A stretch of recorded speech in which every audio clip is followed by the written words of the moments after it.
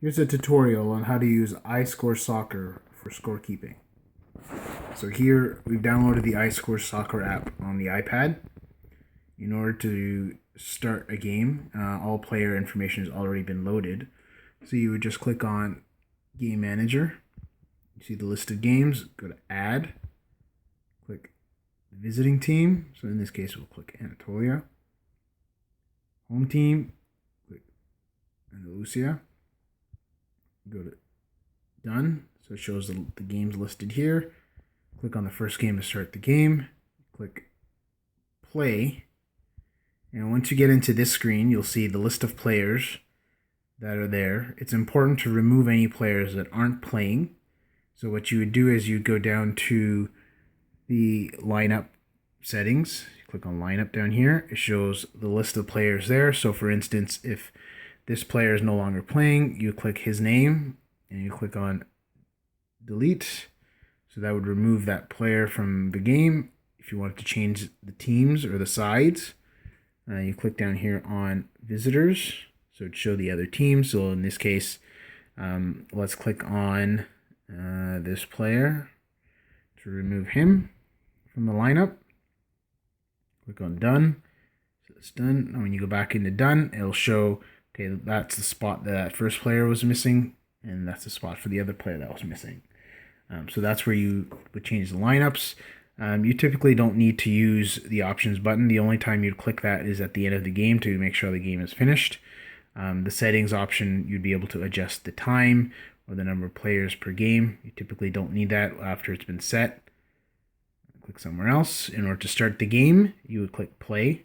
Oh, another thing is to make sure the right goalkeepers are in net. So in this case, Junaid is probably going to be the goalkeeper for this team, and Asim will be the goalkeeper for that team. If you wanted to switch the goalkeepers, you just have to drag and drop the other player into the goalkeeper position.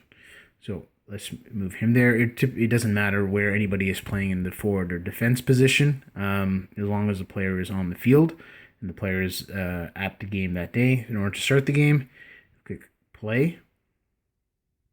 So you'll see the clock started, 2 25-minute halves. So that clock will count down. The referee will make the decision on when the half finishes, but at this point, you can use that just as an indication to yourself how much time is left.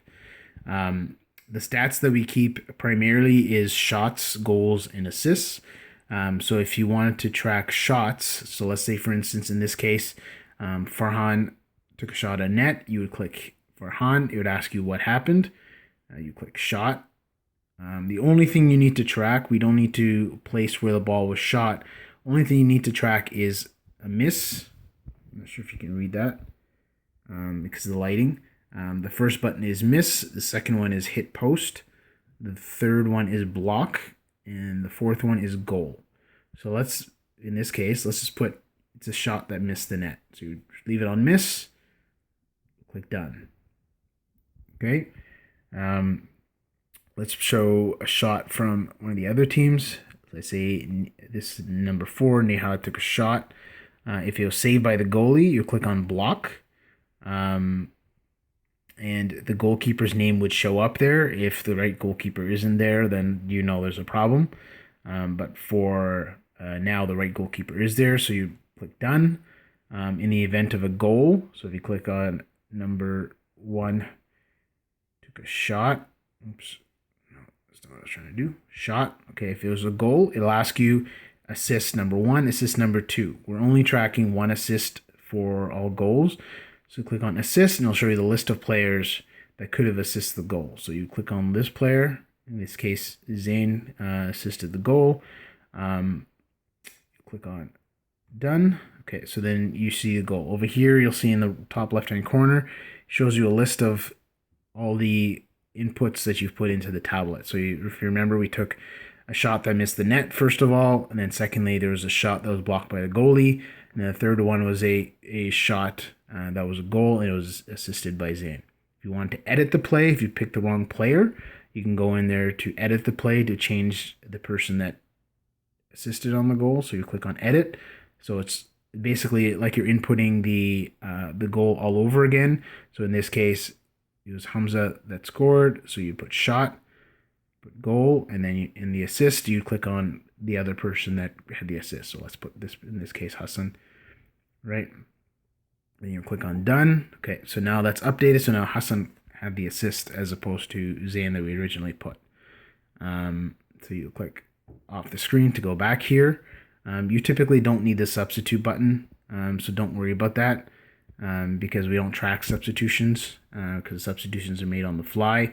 So I showed you how you could go back if you want to stop the time for whatever reason. You click on stop and you can adjust the time. Once you're done, the clock will start all over again by clicking the play button. If one of the players that you removed showed up, you can click on, actually, sorry, once this person is gone, you can't add them. You'd have to go into lineup and you have to go into add player if the person showed up late.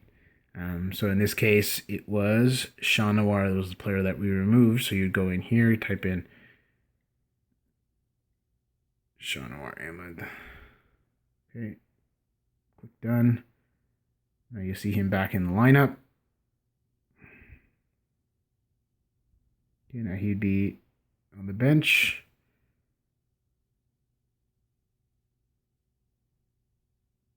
You just have to drag him and bring him in.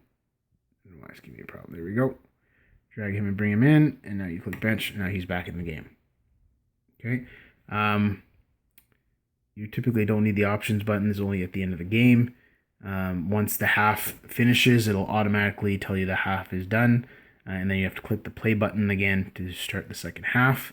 Once the game is complete, what you need to do is options in game. So now that'll show that's a final.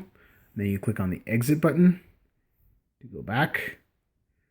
It'll take you to this screen. This is where also you can go in and edit play by play. So this shows the list of all the plays that were made. You typically don't need to do that unless there's a major error that was made. This basically shows just a summary of all the game information. Then you click back in order to go back. If you wanted to add another game, then you click on add to add another game. Pretty straightforward, pretty easy to do. Just need to remember we only track shots, goals, and assists. So you don't need to worry about passes or anything else. Actually, you need to keep in mind we also track yellow cards or red cards. Very rarely happens, but in the event that it does, you saw when you click on the player, it shows up where you could select yellow or red card. That's basically it. Pretty easy. Hopefully that was easy to do. Thank you very much.